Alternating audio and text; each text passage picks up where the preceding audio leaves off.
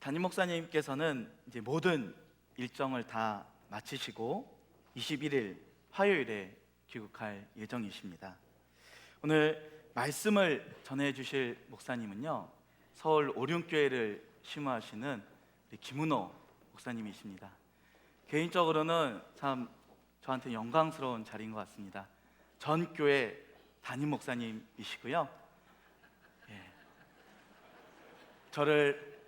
저한테는 진짜 영적 아버지세요. 저를 훈계해 주시고 또 지도해 주셨는데, 멀리서 오래간만에 아버지 오시면 좋습니까? 안 좋습니까? 예, 그럼 반가운 마음 담아서 박수로 모시도록 하겠습니다.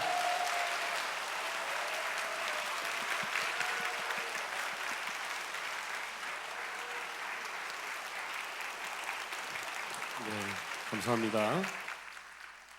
모든 영광을 주님께 드립니다. 만나서 반갑고요. 목사님이 설교를 미국에서 듣고 계신가 봐요. 금방 문자가 들어왔더라고요. 네, 참 좋은 교회 와서 말씀을 전할 수 있어서 영광스럽고요. 우리 존경하는 또 백 목사님이 심호하는 교회에서 말씀을 전할 수 있어서 너무 감사합니다. 우리 옆 사람과 인사하겠습니다. 10년은 젊어 보입니다. 인사 안 하신 분이 계십니까? 그럼 반대로 하겠습니다. 10년은 늙어 보인다고. 자, 오늘 말씀은요, 제가 저희 교회에서 지난주에 나눴던 말씀, 그 말씀을 나누려고 합니다. 사람은 누구에게나 열등감이라고 하는 게 있습니다. 열등감이 없는 사람은 없습니다. 왜냐하면 모든 것을 완벽하게 갖춘 사람이거나 또 모든 일을 완벽하게 잘 할 수 있는 사람은 이 땅에 없기 때문이죠. 개인적으로 여러분 다 보게 되면 성격, 물질, 외모, 가문, 언변, 능력에 있어서 모든 것을 완벽하게 갖춘 사람은 이 땅에는 없습니다. 그러므로 이제 사람은 정도의 차이만 있을 뿐이지 다 열등감을 가지고 있습니다. 근데 열등감은 선천적 조건에 의한 열등감이 있고 후천적 조건에 의한 열등감이 있습니다. 선천적 조건에 의한 열등감은 내가 태어나서 보니까 그런 마음에 들지 않은 선택을 갖게 된 거죠. 여러분 그러죠? 예를 들면은 키, 외모, 집안입니다. 자, 우리 중에 장동건 씨처럼 김태희 씨처럼 태어나고 싶지 않은 사람 누가 있겠습니까? 여러분 안 그래요? 저도 이왕이면 장동건 씨처럼 태어났으면 좋겠어요. 이 세상에 그래요? 더 멋있어요? 감사하네요. 그런 말 처음 들어보는데. 자, 그런데 태어나서 보니까 어떻습니까? 부모의 영향을 받아서 키도 작고 저 말고 코도 낮고 눈도 작고 이마도 벗겨지고 그런 거 아니겠습니까? 그렇죠? 집안도 마찬가지잖아요. 삼성 같은 그런 가문에서 태어나면 얼마나 좋겠어요. 근데 태어나서 보니까 폭력적인 아버지, 학비도 대줄 수 없는 그런 가난한 가정에서 태어난 것이죠. 그런데 이런 선천적 조건에 의한 열등감이 우리 열등감의 60%를 차지합니다. 후천적 조건에 의한 열등감이 있어요.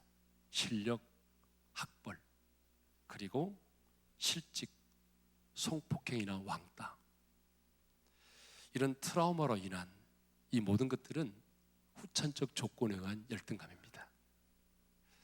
왕따가 나왔으니까 인사할까요? 왕따가 됩시다. 인사를 하시라니까 왕따가 됩시다. 네, 죽어도 안 하신 분이 계시네요. 왕따는 왕을 따르는 사람의 약자입니다. 그러니까 우리의 유일한 왕이신 예수 그리스도, 그런 의미에서 하나님의 사람은 이 땅을 살아갈 때 왕따가 돼야 됩니다. 그렇죠? 이제 의미를 알았으니까 다시 한번 인사할까요? 왕따가 됩시다.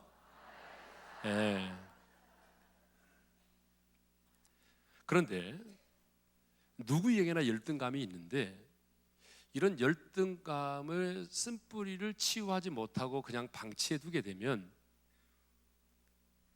이게 우리 대인관계에 있어서, 우리의 성격과 우리의 기질에 있어서, 심지어는 신앙 생활에도 아주 좋지 못한 영향을 끼친다는 거예요. 이 열등감의 감옥에서 나오지 못하게 되면, 물론 열등감을 가졌다고 해서 하나님이 쓰지 않는 건 아니에요. 성경을 보게 되면 하나님의 사람들도 대부분 열등감을 다 가지고 있었습니다. 모세도 열등감을 갖고 있었어요. 예레미야 선지자도 열등감을 가지고 있었어요. 기드온도 열등감을 가지고 있었어요.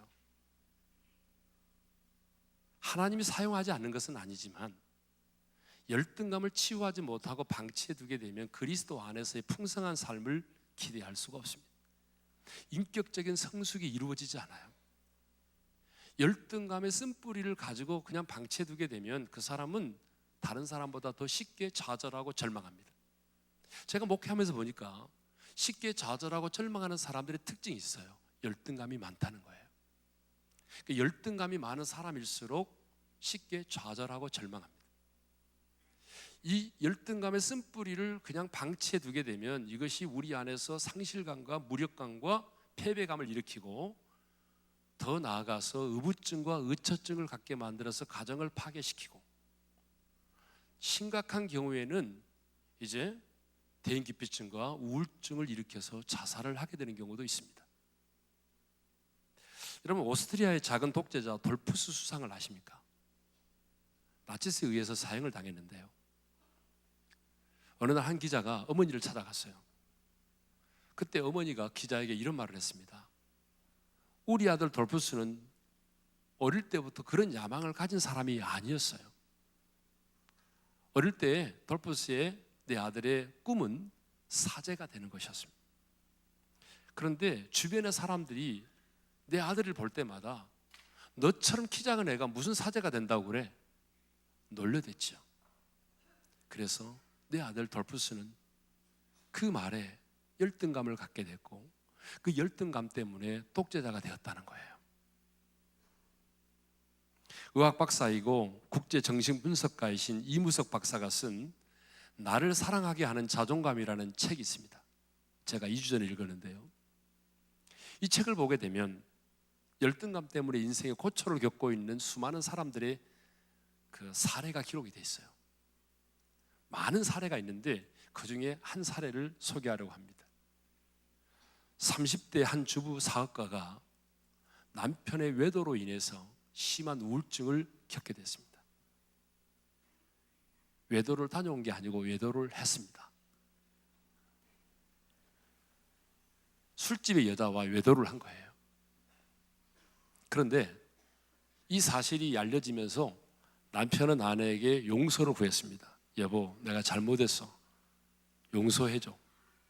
아내 역시 남자가 그럴 수도 있지 라고 생각하면서 용서를 해주었습니다. 근데 이제 문제가 생겼습니다. 그게 뭐냐 그러면 머리로는 용서를 했지만 마음은 용서가 안 됐다는 거예요. 이제 그래서 그 이후에 어떤 일이 생겼냐 그러면, 이전에는 그런 일이 없었는데 남편의 퇴근이 조금이라도 늦어지기 시작하게 되면 갖가지 상상을 하게 되는 것입니다. 이전에는 그러지 않았어요. 남편이 퇴근이 늦어도 일이 많아서 그러겠지라고 생각을 했는데, 이제는 남편이 조금만 퇴근이 늦어지게 되면 여러 가지 상상을 해보는 거예요. 그리고 날이 갈수록 더 화가 치밀어 오르고 마음은 걷잡을 수가 없게 된 거예요. 심지어는 남편이 증오스럽기까지 했어요.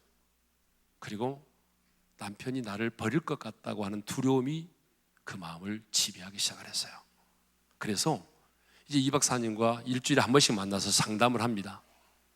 근데 이 상담 결과 이 부인의 열등감이 있었어요. 그 열등감은 바로 뭐냐면 눈에 대한 열등감을 가지고 있었다는 거예요.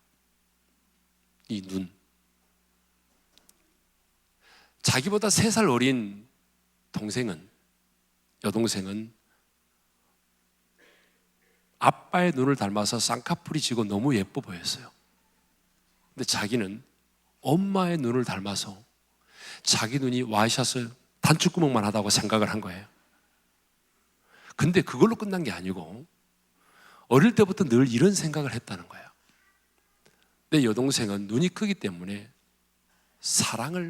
사람들로부터 사랑을 받을 거라고 생각을 했고, 자기 자신은 눈이 작기 때문에 사랑을 받지 못할 거라는 생각을 했어요. 아니, 사랑을 받지 못할 뿐만 아니라 내가 가지고 있는 그 소중한 것도 눈이 큰 사람에게 빼앗기고 말 거라는 생각을 하게 된 거예요. 일주일에 한 번씩 만나서 상담을 하는데, 상담 도중에 이 부인이 이런 말을 했습니다. 그대로 제가 옮길게요. 고녀는 눈이 클 거다.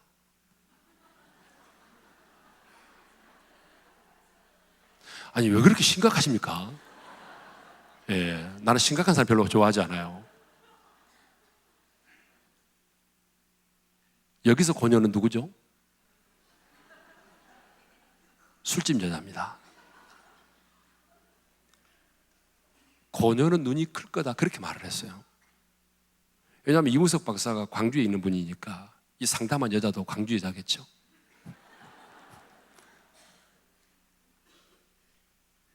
여러분, 이 여인은요, 이 술집의 여인보다 더 아름다운 매력과 장점을 가지고 있어요. 훨씬 더 아름다운 매력과 장점을 가지고 있음에도 불구하고 이 눈이 작다는 열등감 때문에 술집의 여인보다 자신이 더 초라하다는 생각을 하게 된 거예요. 그리고 그것 때문에 심각한 우울증을 겪고 있었던 것입니다. 여러분, 참 열등감이라고 하는 게 무섭습니다. 학력에 대한 열등감을 가진 사람들은 더 무섭습니다. 거기 보게 되면 학력에 대한 열등감을 가진 여자가 나와요. 고등학교밖에 못 나왔어요. 남편이 승승장구해가지고 부부 동반의 모임에 갔더니 거기 나온 부인들이 보니까 다 인류대학 출신들이에요. 어느 날 이런 말을 들었어요. 사모님은 뭘 전공하셨어요? 이 말을 듣는 순간에 너무 충격을 받았어요.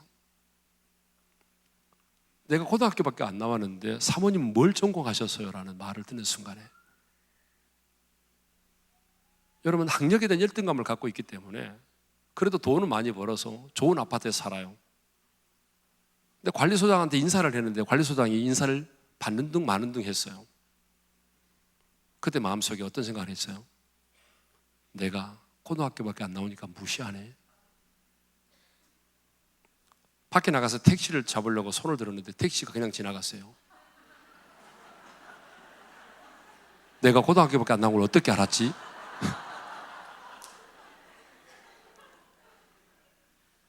이렇게 반응을 하는 거예요.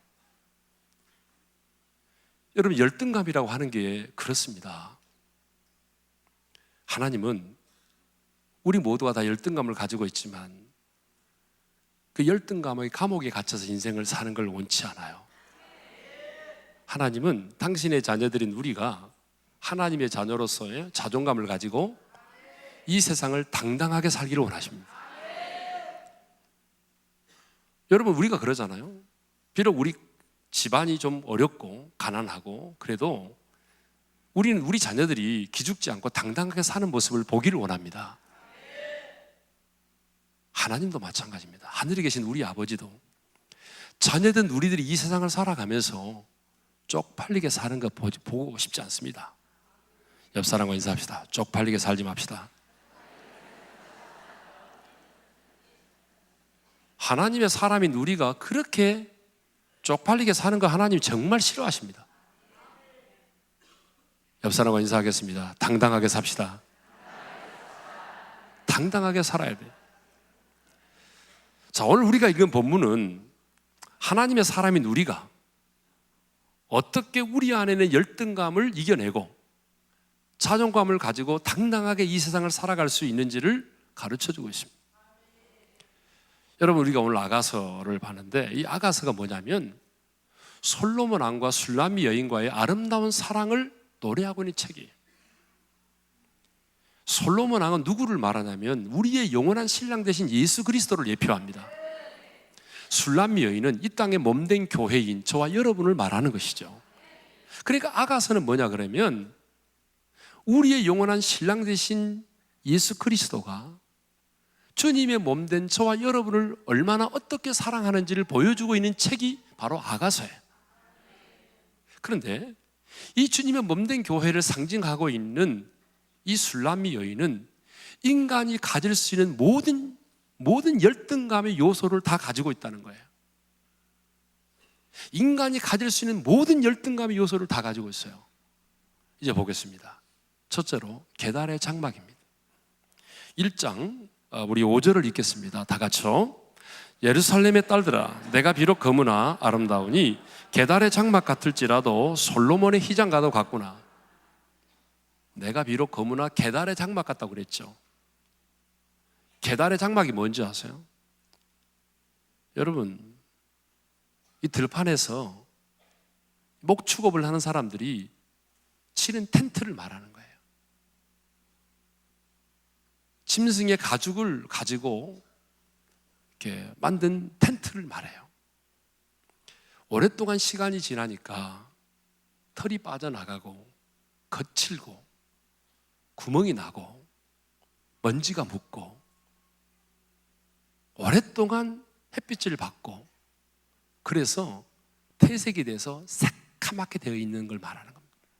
그게 계달의 장막입니다. 볼품이 없어요. 그런데 자기 자신이 그런 계달의 장막 같다는 거예요. 들판에 목자들이 텐트를 치고 있는 그 계달의 장막. 그 다음에 이렇게 말하죠. 햇볕에 쬐어서 거무스름하다고 말하죠. 1장 6절 다 같이 읽겠습니다. 시작. 내가 햇볕에 쬐어서 거무스름할지라도 흘겨보지 말 것은, 여러분 선탠을 한 게 아니에요. 지금 일부러 선탠을 해가지고 그렇게 피부를 가꾼 게 아니라니까요. 포도원에서 막리를 해가지고 그렇게 팔레스타인의 그 엄청난 뜨거운 햇살을 받으면서 피부가 그렇게 되었다는 거예요. 1장 6절 하반절을 읽습니다. 다 같이요. 내 어머니 아들들이 나에게 놓아여 포도원 지기로 삼았습니다. 여기 내 어머니 아들들이 나오죠. 누군지 아세요? 어머니가 새로운 아버지와의 관계에서 낳은 아들들이에요. 그러니까 깨어진 가정이잖아요. 깨어진 가정에서 자랐어요. 그 아들들이 놓아요. 자기를 포도원 지기로 삼았대요. 관계가 좋지 않았어요. 미워했어요. 그래서 포도원 지기로 삼았어요. 이것은요, 여러분 정말 여자들이 할 수 없는 일이에요. 막일입니다. 막일. 얼마나 힘든 일입니까? 자, 그러니까 술람미 여인은 어떤 여자죠? 천한 여인이에요. 볼품이 없는 여인이에요.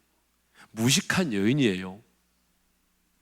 땀 냄새가 언제나 풍겨나는 여인이에요. 예루살렘의 여인들과 비교해 보게 되면 여러분 정말 시골 포도원에서 막일을 하고 사는 촌녀예요. 그렇다고 해서 피부라도 좋으면 좋으련만 피부는 계달의 장막 같아요. 술람미 여인은 외모로 보나 가문으로 보나 출신 성분으로 보나 피부로 보나 누구로부터도 사랑을 받을 수 없는 여자가 술람미 여자입니다. 인간이 가질 수 있는 모든 열등감의 요소를 다 가지고 있는 여자예요. 그러나 술람미 여인은 열등감의 감옥에 갇혀 있지 않았습니다. 자존감이 있었어요. 근데 그 자존감이 어느 정도냐면 하늘을 찌를 듯한 자존감을 가지고 있었습니다. 믿겨지지 않아요? 자, 그래서 자기 자신을 뭐라고 말하냐면 솔로몬의 희장과 같다고 말해요. 읽겠습니다. 1장 5절을 다시 한번 시작. 예루살렘의 딸들아 내가 비록 거무나 아름다우니 계달의 장막 같을지라도 솔로몬의 희장과도 같구나. 자, 내가 비록 거무나 계달의 장막 같을지라도, 여러분 이것을 부정하지 않잖아요. 이것을 부정하고 무시하고 솔로몬의 희장과 같다라고 말하면 세상 말로 또라이라고 그럽니다. 근데 자기 자신이 알아요. 내가 검다는 것도, 계달의 장막이란 것도 알아요. 그런데 뭐라고 말하죠? 솔로몬의 휘장과 같다라고 말해요. 솔로몬의 휘장이 뭔지예요? 솔로몬의 휘장은 왕의 권위를 상징하는 가장 아름다운 천막이에요. 그러니까 계달의 장막과 솔로몬의, 여러분, 이 휘장은 비교가 안 되는 거예요. 하늘과 땅 차이예요. 근데 이 술람미 여인이 나는 계달의 장막 같을지라도 솔로몬의 휘장과 같다라고 말해요. 더 나아가 이렇게 말하죠. 1장 6절 상반절 읽습니다. 시작. 내가 햇볕에 쬐어서 거무스름 할지라도 흘겨보지 말 것은, 내가 햇볕에 쬐어서 피부가 이렇게 검지만 흘겨보지 말라는 말은 무슨 말이냐면 무시하지 말라 그 말이에요. 내가 뜨거운 햇볕에서 양파 농사 짓느라고 피부가 이렇게 거칠어졌지만 무시하지 말라 그 말이에요. 그런데요, 이 술람미 여인이 혼자 독백으로 화장실에 문고로 잠그고 거울 앞에서 말하면 이해가 됩니다. 얼마든지 그럴 수 있어요. 나 혼자는. 그래, 나는 아름다운 여자야, 이렇게 말할 수 있어요. 그런데 지금 누구에게 말하고 있냐면 예루살렘의 딸들에게 그렇게 말하고 있다는 거예요. 예루살렘의 딸들아. 여러분, 예루살렘의 딸들이 어떤 사람들입니까? 똑똑하고 잘생기고 섹시하고 모든 것을 완벽하게 갖춘 여자들이, 백옥 같은 피부를 가지고 있는 그 여자들, 좋은 가문의 사람들, 너무 똑똑하고 아름다운 그 여인들을 향해서 말합니다. 예루살렘의 딸들아, 잘 들어. 나 좀 봐. 나는 계달의 장막 같을지라도 솔로몬의 휘장과 같은 사람이야. 내가 햇볕에 쬐어 내 피부가 거무스름 할지라도 너희들 백옥 같은 피부를 가지고 있다고 해서 나 무시하지 마. 이렇게 말하는 거예요, 지금.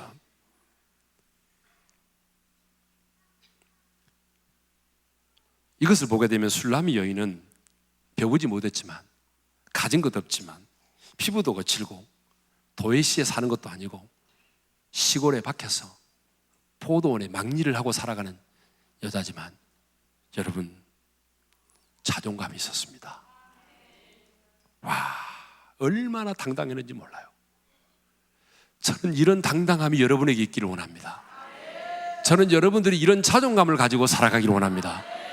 정말 하나님이 보고 싶어하는 모습이 바로 이런 모습입니다. 하나님의 자녀로서, 하나님의 대사로서, 하나님의 신부로서 이런 당당함을 가지고 세상을 살기를 원해요.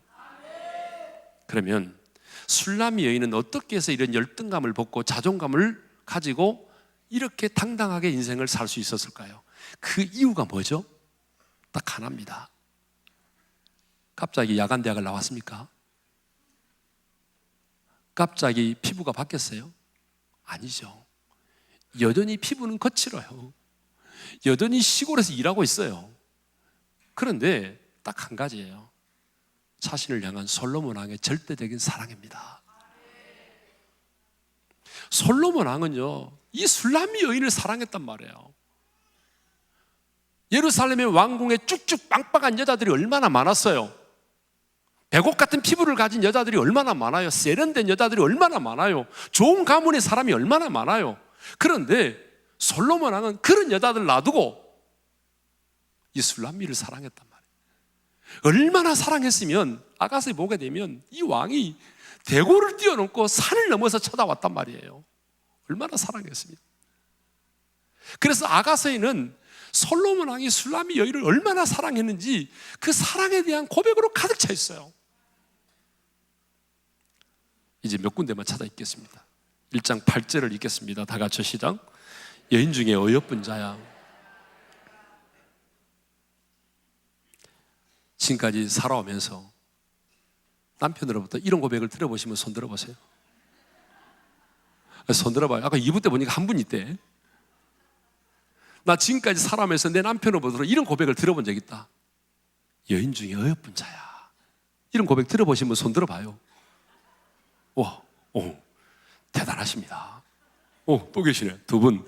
와.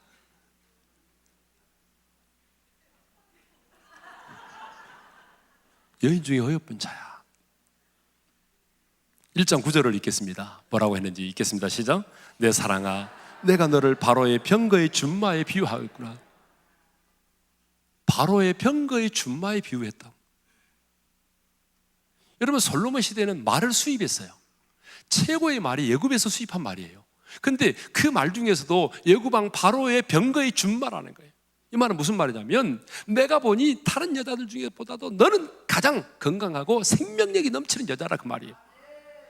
애굽의 바로의 병거의 준마와 같다는 거예요. 가장 건강하고 생명력이 넘치는 여자다. 예?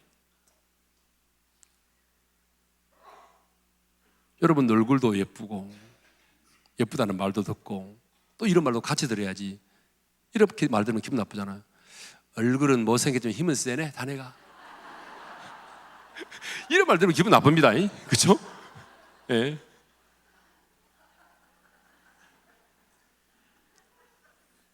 일 1장 15절을 읽겠습니다. 다 같이 시작. 내 사랑아, 나는 너 예쁘고 예쁘다. 내 눈이 비둘기 같구나. 내 눈이 비둘기 같대요. 맑고 순결해 보인대요. 2장 14절을 읽겠습니다. 다 같이요. 발틈 낭떠러진 미란 곳에 있는 나의 비둘기야, 내가 네 얼굴을 보게 하라. 네 소리를 듣게 하라. 네 소리는 부드럽고 네 얼굴은 아름답구나. 사랑을 하면 눈이 멀게 돼 있습니다. 여러분, 눈이 멀어서 지금 그 남자 만난 거 아니에요? 우리 주님도 우리를 사랑하니까 눈이 멀어요. 그래서 뭐라고 말합니까? 나 네 목소리 듣고 싶다, 듣게 해다오. 난 네 얼굴 보고 싶다, 보게 해다오. 지금 그렇게 말하잖아요. 얼마나 주님이 술람 여인을, 이 솔로몬 왕이 술람 여인을 사랑했으면 그렇게 말하겠어요. 여러분, 술람 여인은요, 솔로몬 왕으로부터 이런 사랑을 받았기 때문에 열등감의 감옥에서 벗어날 수 있었습니다. 모든 열등감의 요소를 다 가지고 있었지만 평범한 사람도 아니라 왕이 자신을 사랑했잖아요. 그러니까 너무너무 자존감을 회복하고 당당하게 말했던 거예요. 자신을 향한 솔로몬 왕의 절대적인 사랑, 그 하나 때문에 열등감의 감옥에서 벗어났습니다.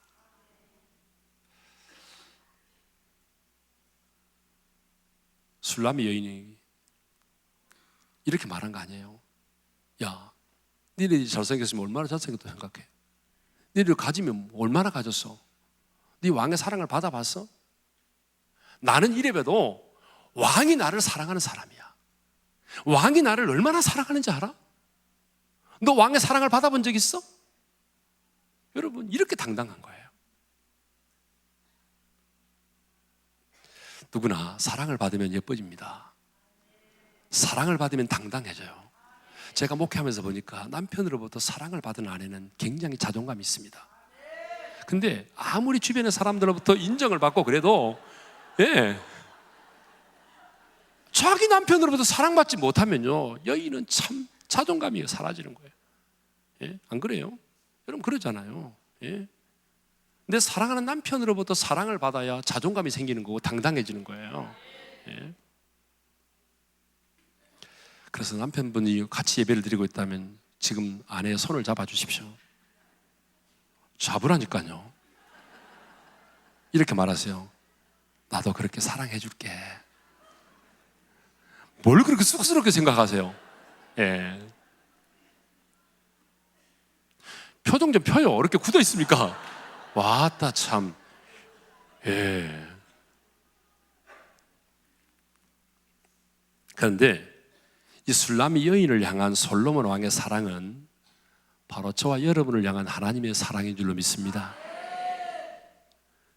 아무리 생각하고 또 생각해봐도 술람 여인은 솔로몬 왕의 사랑을 받을 만한 자격이 1%도 없어요.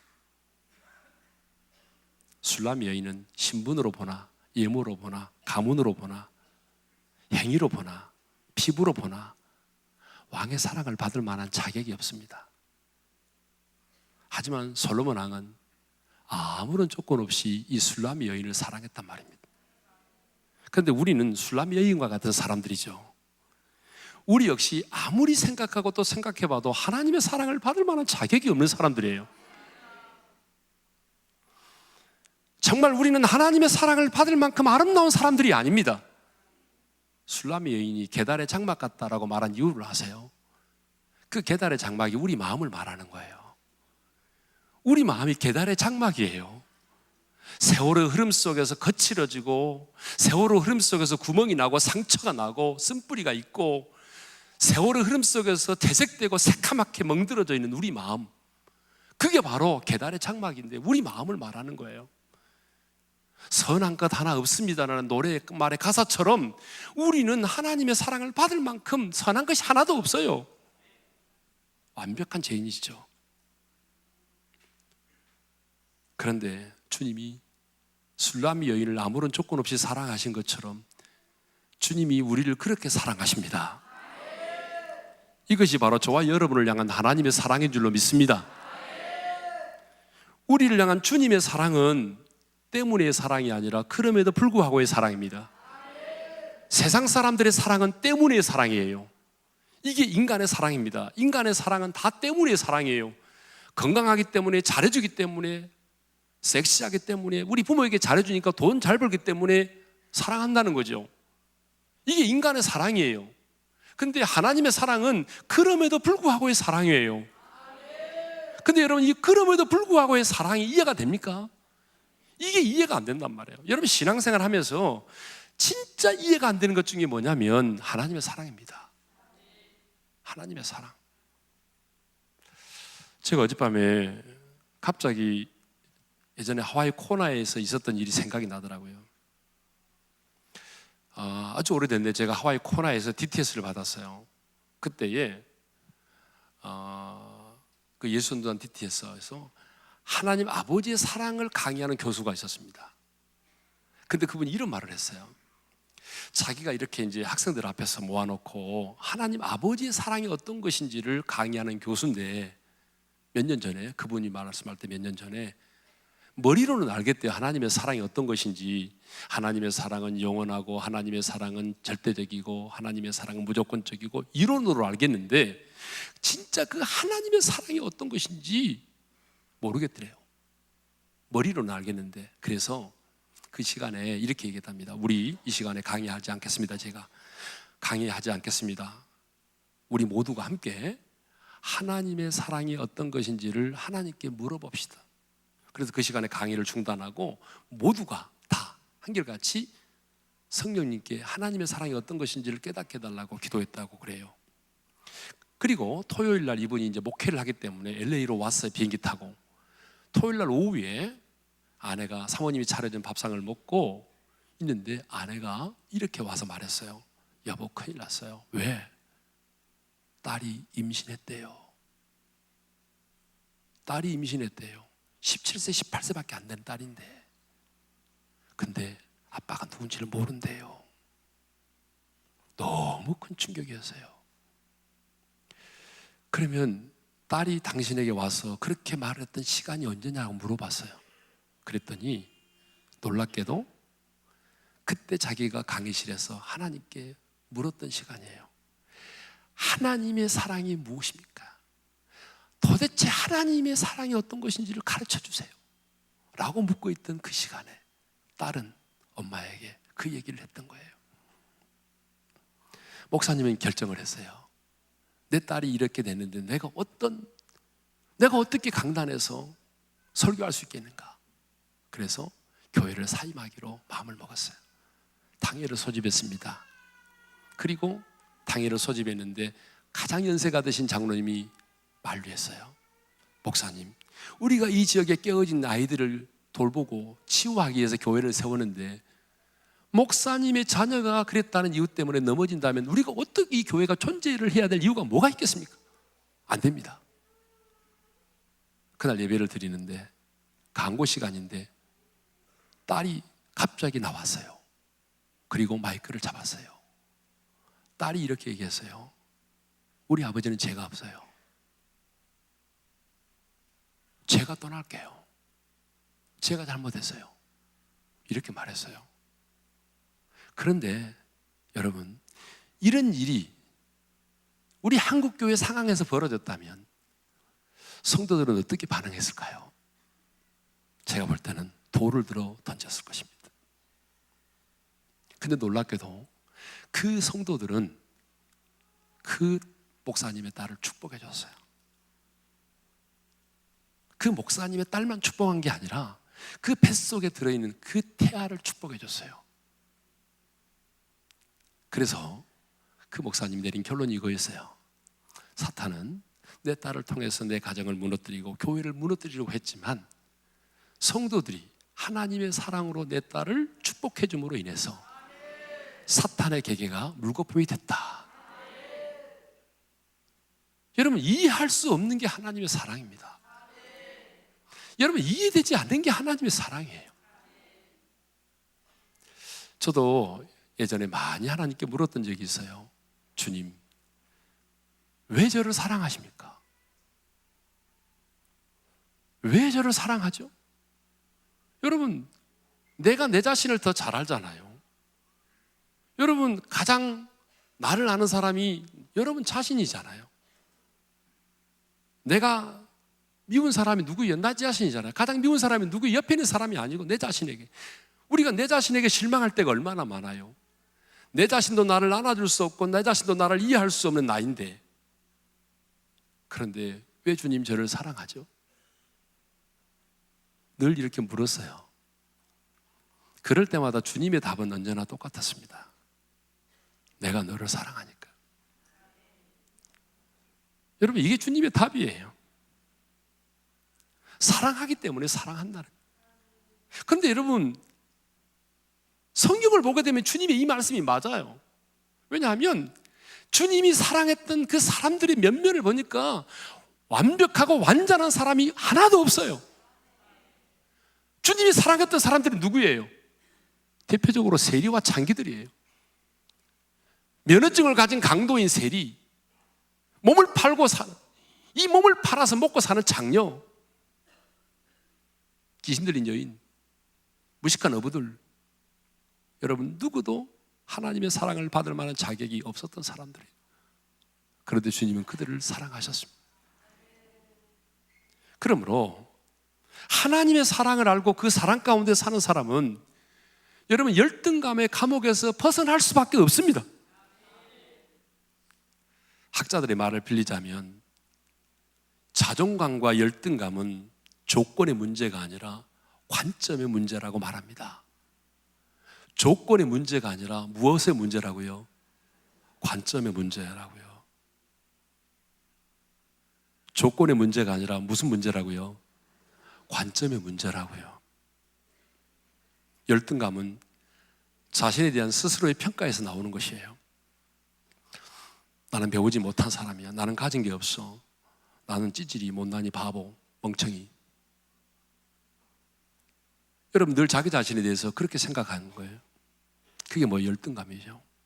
그러나 나는 가치가 있는 사람이고 나는 사랑을 받을 만한 자격이 있는 사람이라고 생각하는 마음에 그 감정이 뭐죠? 그 감정의 반응, 그게 뭐예요? 자존감이에요. 그러므로 하나님의 사람인 우리에게는 사실보다 관점이 중요합니다. 이건 정말 중요해요. 특별히 우리 젊은이들 굉장히 중요합니다. 따라서 합시다. 사실보다 관점이 중요하다. 자, 내가 배우지 못했다면 그건 사실이죠. 내가 지방대학을 나왔다면 그것도 사실이죠. 내가 사업에 부도났다면 사실이잖아요. 내가 어때요? 내 가정이 깨어졌다면 그것도 사실이죠. 내 자식이 삼수하고 있다면 그것도 사실이고요. 여러분, 사실은 사실이에요. 내가 부정한다고 해서 사실이 사라지는 거 아니에요. 성경은 사실을 부정하라고 말하지 않아요. 우리는 그 사실을 사실대로 인정해야 돼요. 그렇죠? 그렇잖아요. 내가 부정한다고 해서 사실이 사라집니까? 사실은 사실이죠. 그런데 우리가 하나님께 속한 사람이잖아요. 하나님께 속한 사람은 사실을 사실대로만 바라보지 않고 하나님의 사랑의 눈으로 하나님의 관점으로 바라보아야 된다는 거예요. 왜 이게 중요하냐면 사실을 사실대로만 바라보는 사람에게는 어떠한 기적도 일어나지 않는다는 거죠.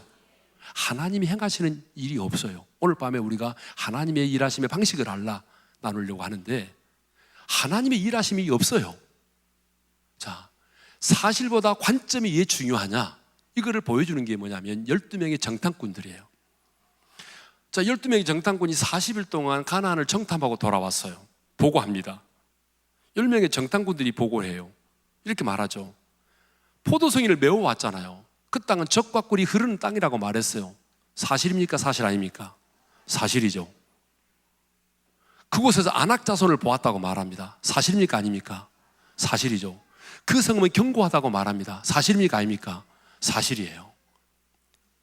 근데 사실을 사실대로만 보았기 때문에 그들은 뭐라고 말했냐면 이렇게 말합니다. 우리는 능히 올라가서 그 백성을 치지 못하리라.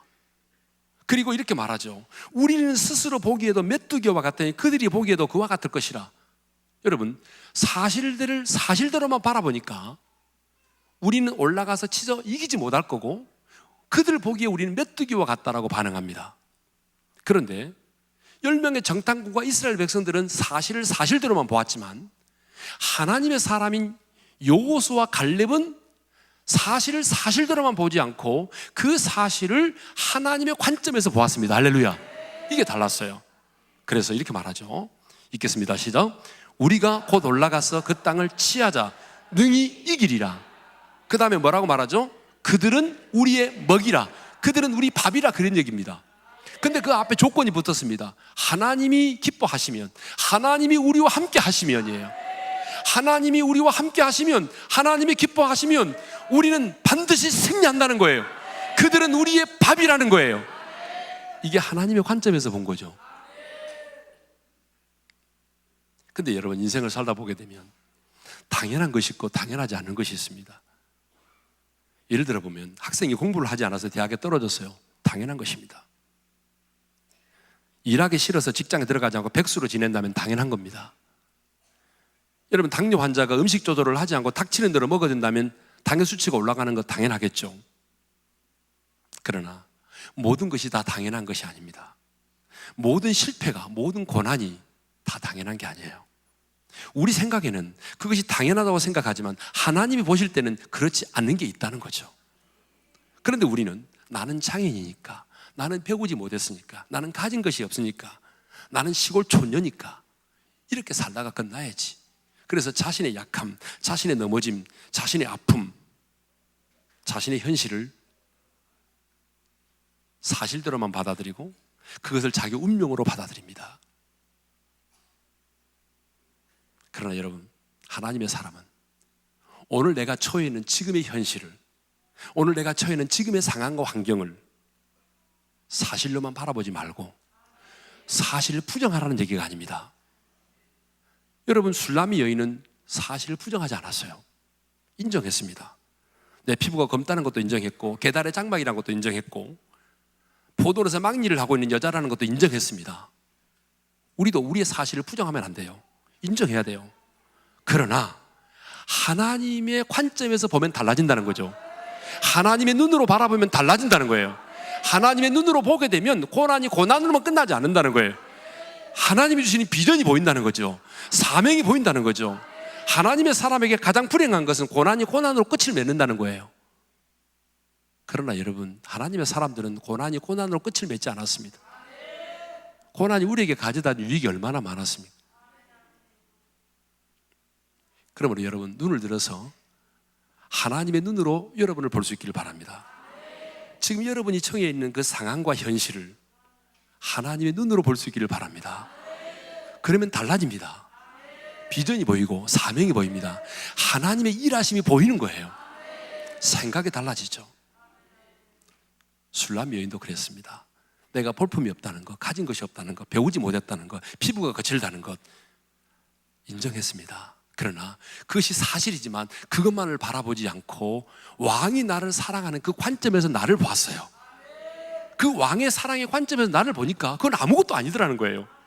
나를 사랑하는 왕의 사랑의 관점에서 보니까 내가 배우지 못한 게 문제가 아니라는 거예요. 내 가진 것이 없는 게 문제가 아니라는 거예요.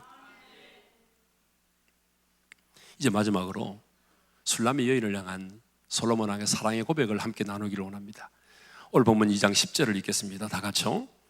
나의 사랑하는 자가 내게 말하 이르기를 나의 사랑 내 어여쁜 자야 일어나서 함께 가자. 13절에도 똑같이 읽겠습니다. 시작. 나의 사랑 나의 어여쁜 자야 일어나서 함께 가자.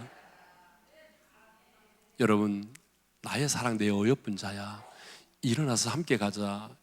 이 고백은 오늘 저와 여러분을 향한 주님의 사랑의 고백입니다. 그리고 이 고백은 주님의 눈에 비춰진 저와 여러분의 모습입니다. 주님의 눈에 비춰진 저와 여러분의 모습이 바로 이 모습이에요.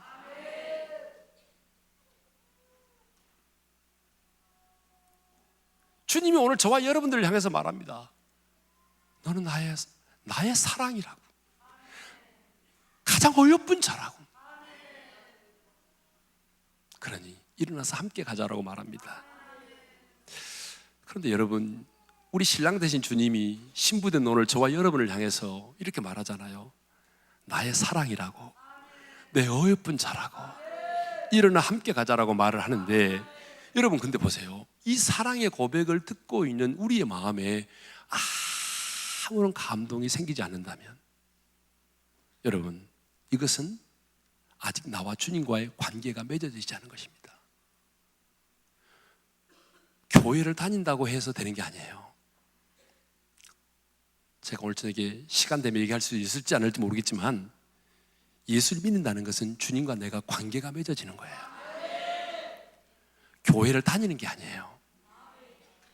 그래서 성경은 모든 것을 하나님과 나와의 관계로 말하고 있어요. 아버지와 아들의 관계, 목자와 양의 관계, 친구의 관계, 그렇죠? 신랑과 신부의 관계. 예수를 믿는다는 것은요, 실제예요. 관계가 맺어지는 거예요. 여러분, 예수를 믿는 것은 교회를 다니는 정도가 아니란 말이에요. 그분이 내 안에 들어와서 그분과 내가 연합이 돼서 관계가 맺어지는 거예요. 여러분, 신랑과 신부의 관계가 맺어졌죠? 그런데 여러분, 우리가 보세요. 누가 교통사고 났습니다 그래도 아이고 안 됐네 이렇게 끝나지만, 여러분의 자녀가 교통사고 났다면 여러분이 가만히 있겠어요? 왜요? 관계가 맺어졌기 때문이죠. 그런데 그 관계가 맺어진 그 주님이 오늘 나에게 너는 내 사랑이야, 내 어여쁜 자야, 일어나 함께 가자, 이런 사랑의 고백을 내게 하는데, 오늘 내 안에 그 고백을 듣고도 아무 반응이 없어요? 그러면 죄송합니다. 아직 주님과 내가 관계가 맺어지지 않은 거예요. 남이야, 남. 우리가 남이죠. 남이니까 그 반응이 없는 거죠. 남이니까 주님이 내게 그런 고백을 해도 느낌이 없는 거죠. 여러분, 진짜 우리가 주님의 신부고 그 주님이 내 신랑이라면, 오늘 그 신랑 되신 주님이 내게 말하잖아요. 나의 사랑, 내 어여쁜 자야, 일어나 함께 가자. 일어나서 함께 가자는 거예요. 왜? 우리는 슬픔의 자리에 주저앉아 있잖아요. 절망의 자리, 넘어짐의 자리에 있는데 일어나야만 함께 갈 수 있다는 거죠. 그러니까 이 고백은요, 우리가 인생의 마지막에 들어야 될 고백이기도 해요. 자, 11절에 이렇게 말하죠. 겨울도 지나고 비도 그쳤다. 겨울이 뭐예요? 인생의 혹독한 시련을 말한 거잖아요. 우리의 인생길, 술람의 여인 여기까지 오는 과정에서 얼마나 혹독한 인생의 시련길을 보냈는지를 보여주잖아요. 여러분, 우리가 신랑 되신 주님을 사모하며 살아가고 있지만 이 땅에 사는 동안에 인생의 비바람을 맞잖아요. 여러분, 혹독한 겨울을 보내고 때로는 인생의 비바람을 맞잖아요. 그런데 우리 인생의 마지막 날에 사랑하는 주님이 말씀하실 거예요. 내 사랑하는 자야, 내 어여쁜 자야, 일어나 함께 가자. 우리가 인생의 마지막에 이 땅을 떠나는 날 들어야 될 고백이기도 하지만, 오늘 신부된 저와 여러분이 좁은 길을 걸으면서 걸어야 될 주님에 대한 사랑의 고백이기도 하는 것입니다. 오늘 우리 중에 내 자신에게 실망하고 답답한 현실의 벽 앞에 주저앉는 분이 계십니까? 오늘 우리 중에 산다는 게 너무 힘들어서, 아니 내 인생의 삶의 무게가 너무 힘들어서 그냥 주저앉아 있는 분이 계십니까? 오늘 신랑 되신 주님의 음성을 들으시기를 바랍니다. 나의 사랑, 내 어여쁜 자야, 일어나 함께 가자. 이 사랑의 고백 앞에 신부된 여러분의 고백이 있기를 바랍니다. 주님, 나도 당신을 사랑해요. 네, 일어날게요. 함께 가요. 나의 사랑, 내 어여쁜 자야, 일어나 함께 가자. 이 사랑의 초대에 여러분 믿음으로 반응하고 응답할 수 있기를 주님의 이름으로 축원합니다. 우리 다 같이 일어나서 찬양할까요? 우리 찬양팀 나와서 찬양합시다.